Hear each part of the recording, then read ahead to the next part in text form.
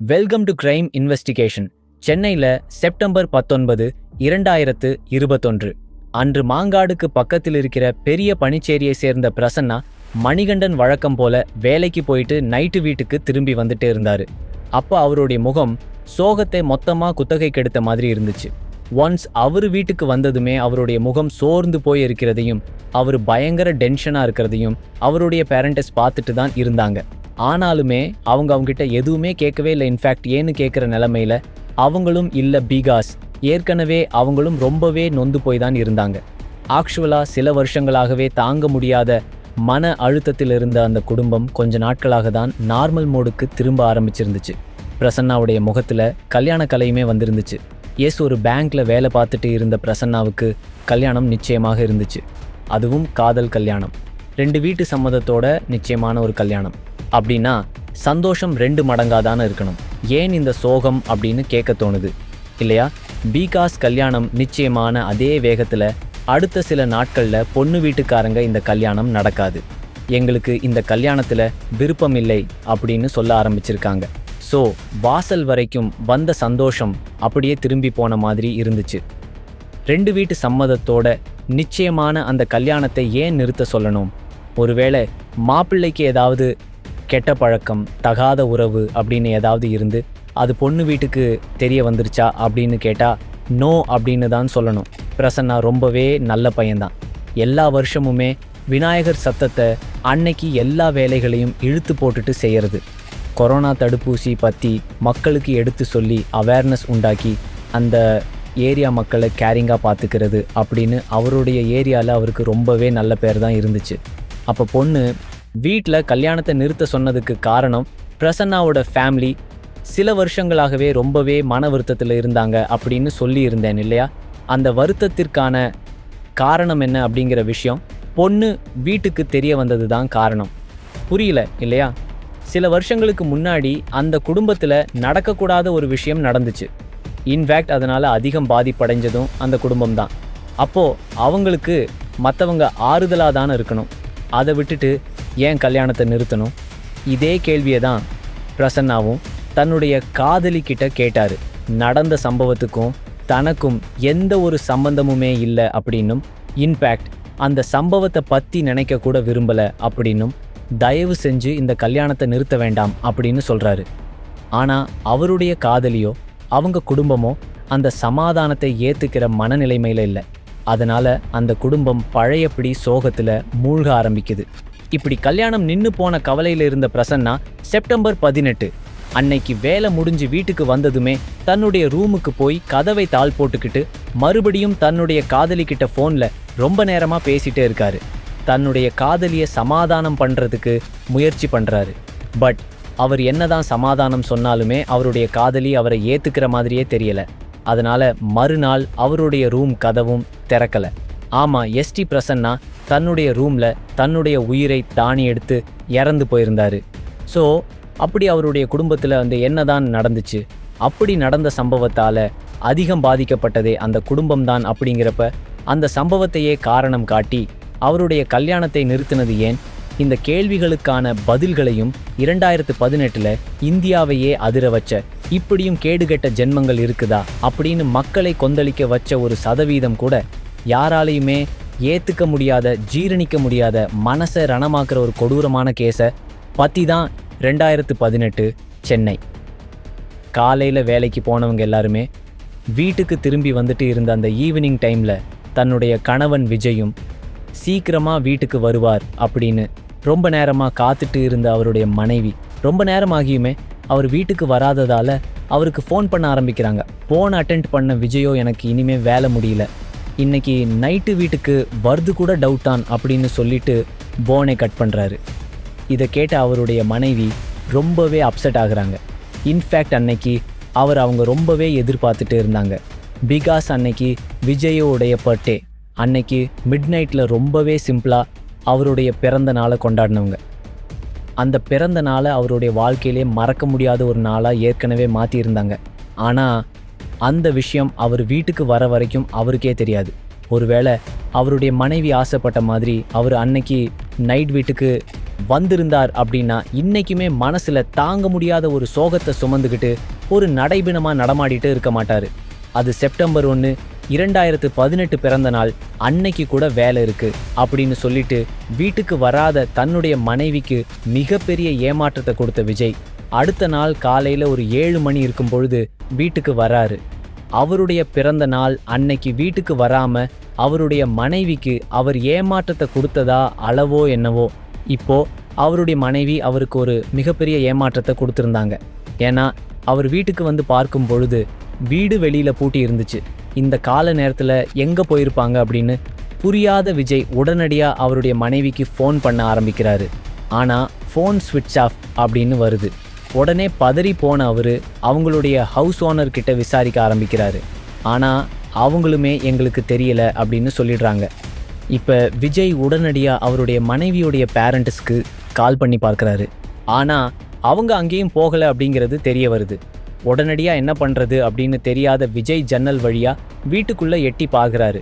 அப்படி பார்க்கும் பொழுது வீட்டுக்குள்ளே ஃபேன் ஓடிட்டு இருக்கிறது மட்டும் தெரிஞ்சது. உடனே அவருடைய மனைவி தான் உள்ளே இருக்காங்க அப்படின்ட்டு நினச்சவர் அவருடைய மனைவியோடைய பேரை சத்தமாக சொல்லி கூப்பிட்டு பாங்குறாரு. ஆனால் நோ ரெஸ்பான்ஸ். வீட்டுக்குள்ளே ஃபேன் ஓடிட்டு இருக்கு, ஆனால் ஆள் இருக்காங்களா இல்லையா அப்படிங்கிறது தெரியல. அதே சமயம் வீடும் வெளியில் பூட்டியிருக்கு. ஒருவேளை ஃபேன் ஆஃப் பண்ணாமல் மறந்து போய் எங்கேயாவது போயிருக்கலாம் அப்படின்னு நினச்ச விஜய் அந்த பூட்டை உடைச்சிட்டு உள்ளே போகலாம் அப்படிங்கிற ஒரு முடிவுக்கு வராரு. உடனடியாக அக்கம் பக்கத்தில் இருக்கிறவங்களுடைய உதவியோட பூட்டை உடைச்சிட்டு உள்ளே போகவும் ஆரம்பிக்கிறாரு. அப்படி உள்ளே போய் பார்த்தவருடைய அப்போதைய மனநிலையை எந்த ஒரு வார்த்தைகளாலையுமே விவரிக்க முடியாது. அப்படி அவர் அங்கே பார்த்தது யாருக்காக ராத்திரி பகலாக உழைச்சிட்டு இருந்தாரோ, யாரை தன்னுடைய உயிராக நினச்சி உருகிட்டு இருந்தாரோ, யாருக்காக உயிர் வாழ்ந்துட்டு இருந்தாரோ அந்த குழந்தைகள் பேச்சு மூச்சு இல்லாமல் கிடைக்கிறது தான். ஆமஸ்டியே அவருடைய 7 வயசு பையனான அஜய் மற்றும் 4 வயசு பொண்ணான கார்னிகா. இவங்க 2 பேருமே பேச்சு மூச்சு இல்லாமல் மயங்கி போய் கிடந்தாங்க. உடனடியாக அவங்கள ஹாஸ்பிட்டலுக்கு கூட்டிட்டு போய் பார்க்கும் பொழுது அவங்க 2 பேருமே ஆல்ரெடி இறந்து போயிட்டாங்க அப்படிங்கிற அதிர்ச்சியான கசப்பான உண்மையை டாக்டர் சொல்கிறாரு. 2 குழந்தைகளுக்கும் என்னதான் ஆச்சு, எதனால் இறந்து போனாங்க, விஜயுடைய வைப்புக்கு என்ன ஆச்சு, அவங்க எங்கே தான் போனாங்க அப்படிங்கிற கேள்விகளோட போலீஸ் அவங்களுடைய என்கொயரை ஸ்டார்ட் பண்ண ஆரம்பிக்கிறாங்க. அப்படி போலீஸ் விசாரணையில் தெரிய வந்த தகவல்களை கேட்டு ஒட்டுமொத்த தமிழ்நாடுமே கொந்தளிக்க ஆரம்பிச்சது. அப்படி தெரிய வந்த தகவல்கள் இதுதான். அது சரியா 2010 கடலூரை சேர்ந்த விஜய் சென்னையில் கேட்ரிங் படிச்சுட்டே இருக்காரு. அப்போ ட்ரைனிங்காக வடபழனியில் இருக்கிற ஒரு ஃபேமஸான 5 ஸ்டார் ஹோட்டலுக்கு போக ஆரம்பிக்கிறாரு. அடிக்கடி அங்கே போயிட்டு வந்துட்டு இருந்ததால் அங்கே ரிசப்ஷனில் ஒர்க் பண்ணிட்டு இருந்த ஒரு பொண்ணுக்கும் இவருக்கும் ஒரு நட்பு உருவாக ஆரம்பிக்குது. நாளடைவில் அந்த நட்பு காதலாகவும் மாற ஆரம்பிக்குது. விஜய்க்கு பேரண்ட்ஸ் அப்போ உயிரோடு இல்லை. அதனால் அவருடைய காதலியுடைய பேரண்ட்ஸ் சப்போர்ட்டோட 2 பேருமே கல்யாணம் பண்ணிக்கிறாங்க. கல்யாணம் பண்ண கையோட குன்றத்தூர் பகுதியில் ஒரு வீட்டை வாடகைக்கு எடுத்து வாழவும் ஆரம்பிக்கிறாங்க. என்னதான் விஜய் கேட்ரிங் படிச்சிருந்தாலுமே ஏடிஎம் மெஷின்ஸில் பணம் நிரப்புற வேலையை தான் செஞ்சுட்டே இருக்காரு. அவங்களுடைய சந்தோஷமான வாழ்க்கைக்கு பரிசா 2 குழந்தைகளும் பிறக்கிறாங்க. அப்பா அம்மா இல்லாத விஜய் தன்னுடைய ஹவுஸ் ஓனரையும் அவருடைய மனைவியையுமே தன்னுடைய அப்பா அம்மாவாக நினச்சி பழகிட்டு வராரு. அதனாலேயே என்னவோ அவருடைய குழந்தைகளும் அவருடைய வீட்டில் இருக்கிற நேரத்தை விட அந்த ஹவுஸ் ஓனர் வீட்டிலே தான் அதிக நேரத்தை ஸ்பெண்ட் பண்ண ஆரம்பிக்கிறாங்க. லைஃப் இப்படியே போயிட்டே இருக்கும் பொழுது தான் அந்த ஒரு குறிப்பிட்ட நாளும் வருது. ஆகஸ்ட் 30, 2018 அன்னைக்கு தன்னுடைய பர்த்டேவை சிம்பிளாக வீட்டில் கொண்டாடுறாரு. ஆக்சுவலாக அதில் விஜய்க்கு பெருசாக விருப்பமே இல்லை. பட் அவருடைய மனைவி கம்பல் பண்ணதால் வேற வழி இல்லாமல் ரொம்பவே சிம்பிளாக தன்னுடைய மனைவியின் மகன் கூட சேர்ந்து கொண்டாடுறாரு. அப்போது அவருடைய 4 வயசு பொண்ணு எந்திரிக்காமல் தூங்கிட்டு தான் இருந்தாங்க. ஸோ அடுத்த நாள் காலையில் வேலைக்கு போகிறதுக்கு முன்னாடி தன்னுடைய மகளுக்கு முத்தம் கொடுத்துட்டு போகலாம் அப்படின்னு பக்கத்தில் போகிறாரு. ஆனால் அவருடைய மனைவியோ தூங்குற குழந்தைய டிஸ்டர்ப் பண்ணாதீங்க அப்படின்னு சத்தம் போட்டதும் அதுவும் சரிதான் அப்படின்னு சொல்லிட்டு வேலைக்கு கிளம்பி போயிருக்காரு. அப்படி போனவர் தான் அன்னைக்கு நைட்டு அவருடைய மனைவி கால் பண்ணி கூப்பிட்டுமே வீட்டுக்கு வராமல் அடுத்த நாள் வீட்டுக்கு வராரு. அப்படி வந்தவர் தன்னுடைய குழந்தைகள் இருக்கிற நிலைமையை பார்த்து துடிச்சு போயிருக்காரு. ஒருவேளை அவருடைய மனைவி கால் பண்ணும்போதே வந்திருந்தா அவருடைய குழந்தைகளை உயிரோட பார்த்துருக்கலாமோ என்னவோன்னு நினச்சி புலம்ப ஆரம்பிக்கிறாரு. இப்போ அவருடைய குழந்தைகள் இறந்தது எப்படி, அவருடைய மனைவிக்கு என்ன ஆச்சு அப்படிங்கிறத பற்றி தீவிரமா விசாரிச்ச போலீஸ் காணாம போன அவருடைய மனைவியையும் ஒரு வழியா கண்டுபிடிக்கவும் செய்றாங்க. அப்படி அவருடைய மனைவியை விசாரிக்கும் பொழுதுதான் இந்த வழக்கில் இருக்கிற பல மர்ம முடிச்சுகள் வெளியே வர ஆரம்பிச்சது. கல்யாணமாகி குழந்தைகள் பிறந்ததுமே பல வீடுகளில் நடக்கிற மாதிரி விஜயுடைய மனைவியும் அவங்க பார்த்துட்டு இருந்த வேலையை விட்டுட்டு குழந்தைகளை பார்த்துக்க ஆரம்பிக்கிறாங்க. பட் பசங்க கொஞ்சம் வளர்ந்து ஸ்கூலுக்கு போக ஆரம்பித்ததுமே அவங்களுக்கு நிறையவே ஃப்ரீ டைம் கிடைக்க ஆரம்பிக்குது. ஸோ அவங்க ஃப்ரீயாக வெளியே போயிட்டு வர்றதுக்காக விஜய் தன்னுடைய மனைவிக்கு ஒரு ஸ்கூட்டியும் வாங்கி கொடுக்குறாரு. அது வரைக்குமே மொபைல் ஃபோனில் மட்டுமே டைம் ஸ்பெண்ட் பண்ணிட்டு இருந்த அவங்க ரெக்கமுளைச்ச தேவதையாக தன்னை நினச்சிக்கிட்டு கால நேரம் இல்லாமல் எல்லை தாண்டி வெளியே சுற்ற ஆரம்பிச்சிருக்காங்க. அதுதான் குழந்தைகளை பார்த்துக்க ஹவுஸ் ஓனர் ஃபேமிலி இருக்கே அப்படிங்கிற தைரியத்தில் சுற்றிட்டு இருந்திருக்காங்க. ஆரம்பத்தில் சரி, வீட்லேயே அடைஞ்சு கிடக்கிற பொண்ணு எவ்வளோ நேரம்தான் போனை பார்த்துட்டு இருக்க முடியும், ஜாலியாக வெளியே போயிட்டு வரட்டும் அப்படின்னு நினச்ச விஜய் அவங்களுடைய நடவடிக்கைகள் ஒரு எல்லையை தாண்டி போக ஆரம்பித்ததுமே கண்டிக்க ஆரம்பிக்கிறாரு. ஆனால் இட்ஸ் டூ லேட். அவங்க தான் எல்லையை தாண்டிட்டாங்க அப்படின்னு எண்ணெஞ்சேத்தேன் இல்லையா? எல்லையை தாண்டினவங்க எதையுமே செய்து துணிவாங்க. எல்லையை தாண்டினவங்க எதையுமே செய்து துணிவாங்க. அவருடைய மனைவியும் அதே தான் செஞ்சாங்க. எஸ், ஒரு நாள் வீட்டை விட்டு ஓடி போகிறாங்க. குழந்தைகள் வீட்டில் இருக்காங்க. ஆனா மனைவியை காணுமே அப்படின்றத வச்ச விஜய்க்கு அவங்க எங்கே போயிருப்பாங்க அப்படிங்கிறதும் ரொம்ப நல்லாவே தெரிஞ்சிருந்துச்சு. ஸோ அந்த இடத்துக்கு போய் அவங்கள கெஞ்சி கூட்டிகிட்டு வராரு. எனக்காக வரல அப்படின்னாலும் நம்மளுடைய குழந்தைகளை கொஞ்சம் நயச்சுப்பார், அவங்களுக்காக வீட்டுக்கு வா அப்படின்னு சொல்லிட்டு வீட்டுக்கு கூட்டிகிட்டு வராரு. விஜயுடைய மாமனார் மாமியார் அவங்களுடைய பொண்ணுக்கு அட்வைஸ் செய்கிறாங்க.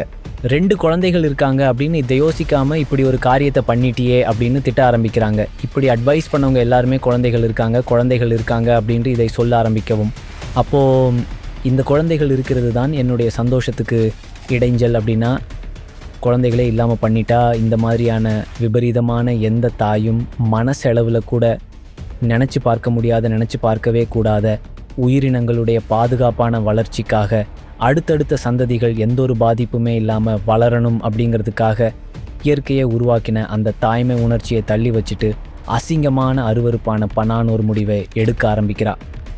அந்த டெவில் ஆமா எஸ்டி 2018 தன்னுடைய கள்ளகாதலுக்காக ஓசி பிரியாணிக்காக டிக்டாக்ல ஊர் பேர் தெரியாதவனுங்க ஏற்றி விட்டதில் அந்த போதையில் தன்னுடைய சொந்த குழந்தைகளையே கொலை செஞ்ச குன்றத்தூர் அபிராமியை பற்றி தான் பார்த்துட்டு இருக்கோம். நிறைய ஃப்ரீ டைம் கிடைச்சதால மொபைல் ஃபோனே கதியா. கடந்த அபிராமி அப்போ இருந்த டிக்டாக் ஆஃபில் ரொம்பவே ஃபேமஸ்.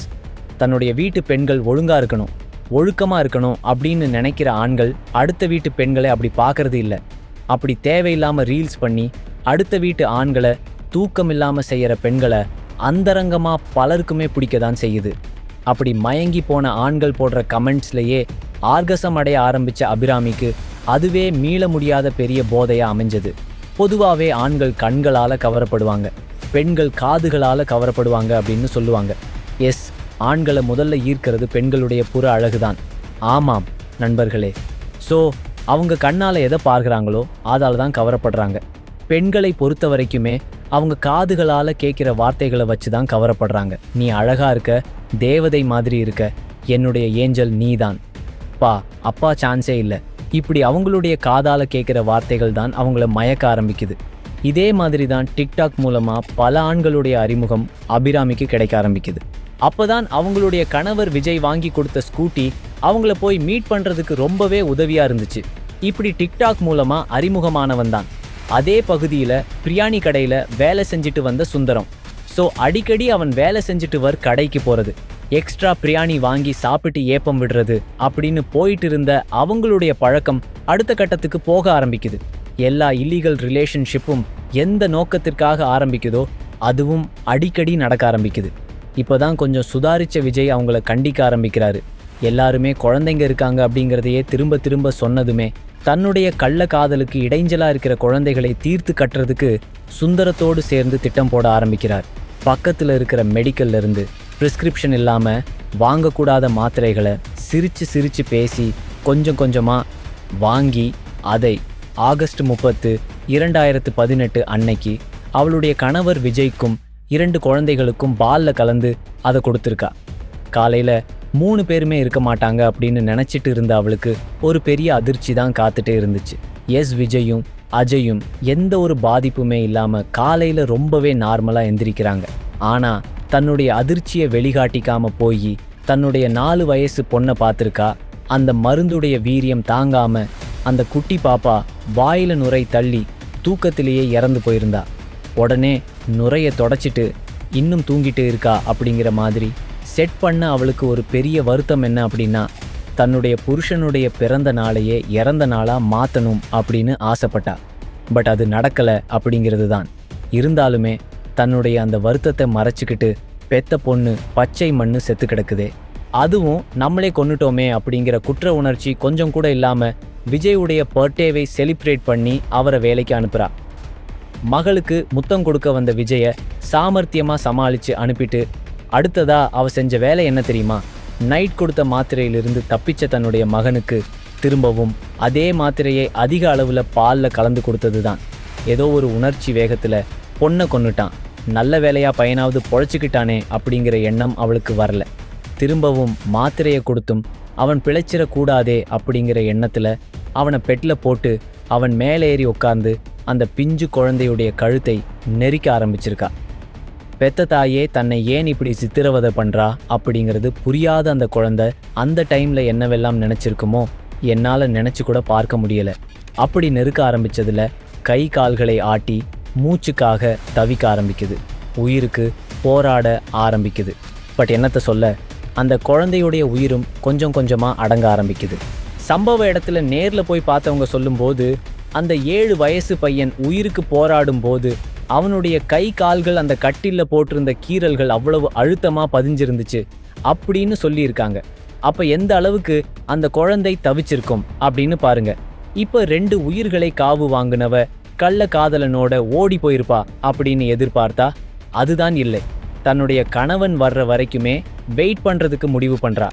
ஆமஸ்டியே விஜயையும் முடிச்சே ஆகணும் அப்படிங்கிற முடிவில் இருந்திருக்கா. அதுக்காக ஈவினிங் வரைக்குமே வீட்டிலே இருந்திருக்கா. அது வரைக்கும் போரடிக்குது அப்படின்னு கள்ளக்காதலன் சுந்தரத்தோட கூட ஃபோன் பண்ணி பேசிட்டு இருந்திருக்கா.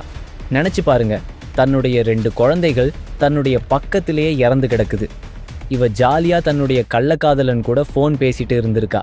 அப்படி அதுக்கு 2மே பேசின ஆடியோ லீக் ஆனப்போ பப்ளிக் எல்லாமே அந்தங்களை காரி துப்ப ஆரம்பித்தாங்க. ஈவினிங் ஆனதும் அவளுடைய ஹஸ்பண்ட் வரத்துக்கு லேட் ஆனதால் இவளே கால் பண்ண ஆரம்பிக்கிறா. ஆனால் அது யமனுடைய அழைப்பு அப்படிங்கிறது தெரியாமலேயே விஜய் வேலை இன்னுமே அதிகமாக இருக்குது. என்னால் வர முடியாது அப்படின்னு சொல்கிறாரு. இப்போ என்ன பண்ணுறது அப்படின்னு தெரியாமல் குழம்பி போன அபிராமி சுந்தரத்துக்கு திரும்பவுமே கால் பண்ணுறா. இதுக்கு மேலே வெயிட் பண்ண வேண்டாம், மாட்டிக்குவோம் அப்படின்னு அவன் சொன்னதால் வீட்டை பூட்டிட்டு தன்னுடைய ஸ்கூட்டியில் போய் சுந்தரத்தை மீட் பண்ணியிருக்கா. அவன் அவளை கூட்டிகிட்டு போய் கோயம்பேட்டில் நாகர்கோயில் பஸ்ஸில் ஏற்றி விட்டுட்டு எதுவுமே தெரியாதவன் மாதிரி வீட்டுக்கு திரும்பி இருக்கான். ஆக்சுவலாக கொஞ்ச நாள் கழித்து 2 பேருமே கேரளா போய் ஒன்றா இருக்கலாம் அப்படிங்கிறது தான் அவங்களுடைய பிளானாக இருந்திருக்கு. இப்போ விஜய் கொடுத்த தகவலை வச்சு சுந்தரத்தை வளைச்ச போலீஸ் அவன் மூலமாக தான் இவ்வளோ விஷயங்களையுமே கேதர் பண்ணியிருக்காங்க. அவளுக்கு எத்தனையோ காதலர்கள் இருக்கும் பொழுது எப்படி சுந்தரத்தை விஜய் கை காட்டினார் அப்படின்னா, கடைசியாக அவள் ஓடி போனது சுந்தரத்தோடைய வீட்டுக்கு தான். இப்படி சுந்தரம் மாட்டிக்கிட்டது தெரியாத அபிராமி நாகர்கோயில் போனதுமே தன்னுடைய சிம் கார்டை தூக்கி போட்டுட்டு தைரியமாக ஒரு போலீஸ்கிட்ட போய் ஃபோனை கடன் வாங்கி சுந்தரத்துக்கிட்ட பேசி எங்கே தங்கியிருக்கேன் அப்படிங்கிற விஷயத்த சொல்லியிருக்கா. இப்போது அவருக்கிற இடத்த தெரிஞ்சுக்கிட்ட போலீஸ் சுந்தரத்தையும் கூட்டிகிட்டு போய் அவள் அரெஸ்ட் பண்ணியிருக்காங்க. விசாரணையில் அவளும் எல்லா உண்மைகளையுமே ஒத்துக்கிட்டு இருந்திருக்கா. சந்தேகமே இல்லாமல் குழந்தைகள் நம்புகிற ஒரே ஜீவன் அம்மா தான். இனிப்போ கசப்போ அதை கொடுக்கறது அம்மா அப்படிங்கிறதால அம்மா என்ன கொடுத்தாலுமே சந்தேகமே இல்லாமல் சாப்பிடுவாங்க. அப்படி ஒரு நம்பிக்கை. அப்படி நம்பின குழந்தைகளுக்கு துரோகம் பண்ணிட்டு தன்னுடைய உடல் பசிதான் முக்கியம் அப்படின்னு ஒரு தாய் எப்படி முடிவெடுத்தா அப்படிங்கிறது எனக்கு புரியவே மாட்டேங்குது. உண்மையிலேயே அவளுடைய எதிர்பார்ப்புகளை தேவைகளை அவளுடைய ஹஸ்பண்ட் நிறைவேற்றாம வேலை அப்படின்னு ஓடிட்டு இருந்தாலுமே ஒரு நல்ல மனைவி தன்னுடைய கணவன்கிட்ட தன்னுடைய தேவைகளை பற்றியும் எதிர்பார்ப்புகளை பற்றியும் பேசியிருக்கணும் இல்லையா? எனக்கு பசிக்குது, ஹோட்டலில் சாப்பிடலாம், மூவி பார்க்கணும், தியேட்டருக்கு போகலாம் அப்படின்னு கேட்குற மாதிரி எல்லா தேவைகளையும் கேட்டு நிறைவேற்றி இருக்கலாமே. அதை விட்டுட்டு மற்றவனுங்க கொடுத்த கமெண்ட்ஸில் மயங்கி தன்னுடைய வாழ்க்கையை இல்லை தன்னையே நம்பியிருந்த 2 குழந்தைகளை அழிச்சதுக்கு அப்புறமா எப்படி சந்தோஷமாக இருக்க முடியும் அப்படின்னு எனக்கு தெரியலை. சரி, ஓகே, இந்த ஹஸ்பண்ட் கூட வாழ பிடிக்கல அப்படிங்கிறப்ப அப்படி அவள் எங்கேயோ போய் தொலையட்டுமே, போறவ எதுக்காக அந்த பிஞ்சு குழந்தைகளை இப்படி பண்ணிட்டு போகணும் அப்படிங்கிறது தான் என்னால் ஏற்றுக்கவே முடியாத ஒரு விஷயமா இருக்கு. இந்த கேஸில் இன்னுமே தீர்ப்பு வரல. ஆனால் ஒரு விஷயத்துக்காக நம்ம போலீஸ்க்கு டேங்க் பண்ணியே ஆகணும். அது இத்தனை வருடமாகியுமே ஜாமீன் கிடைக்காத மாதிரி கேஸை ரொம்பவே ஸ்ட்ராங்காக போட்டதுக்காக தான். இப்படி அவள் பண்ண தப்பால் அழிஞ்சு போனது அவளுடைய குடும்பம் மட்டும் இல்லை, அவளுடைய தம்பியுடைய வாழ்க்கையும் தான். ஆமாம் எஸ்டி, இன்ட்ரோல பிரசன்னா அப்படிங்கிற ஒரு நபர் தன்னுடைய உயிரை தானே இறந்து போனார் அப்படின்னு சொல்லியிருந்தேன் இல்லையா? அது இந்த அபிராமியுடைய தம்பி தான். ஒருத்தர் பண்ணுற தப்பு எப்படி அவங்கள சுற்றி இருக்கிறவங்களையும் பாதிக்குது பார்த்தீங்களா? மொபைல் மட்டும் இல்லை, எந்த ஒரு டெக்னாலஜியாக இருந்தாலுமே அதில் நல்லது கெட்டது ரெண்டுமே இருக்குந்தான். ஆனால் அதில் நம்ம எதை சூஸ் பண்ணுறோம் அப்படிங்கிறது தான் நம்ம வாழ்க்கையை தீர்மானிக்குது. நம்முடைய சேனலில் இந்த மாதிரியான நிறைய கமெண்ட்ஸ் நீங்கள் பார்த்துருப்பீங்க. பெண்களுக்கு இந்த உலகத்தில் பாதுகாப்பே இல்லை, பெண்களால் இந்த உலகத்தில் வாழவே முடியலை அப்படின்னு. ஆனால் அப்படி இல்லை, பெண்கள் ஆண்கள் அப்படின்னு இரண்டு பக்கமுமே பாதிக்கப்பட்டுட்டு தான் இருக்காங்க. ஆண்கள் மட்டுமே கெட்டவர்கள் இல்லை அப்படிங்கிறதும் பெண்கள் மட்டுமே நல்லவர்கள் இல்லை அப்படிங்கிறதும் இந்த கேஸ் புரிய வச்சிருக்கும் அப்படின்னு நம்புகிறேன். மொத்தத்தில் நல்ல மனுஷங்களாக இருக்கணும், அது போதும். சரி நண்பர்களே, இந்த வீடியோவை உங்களோட நண்பர்களுக்கு ஷேர் செய்யுங்க, அவர்களும் விழிப்புணர்வாக இருக்கட்டும். மறக்காமல் என்னோட சேனலுக்கு சப்ஸ்கிரைப் பண்ணுங்கள்.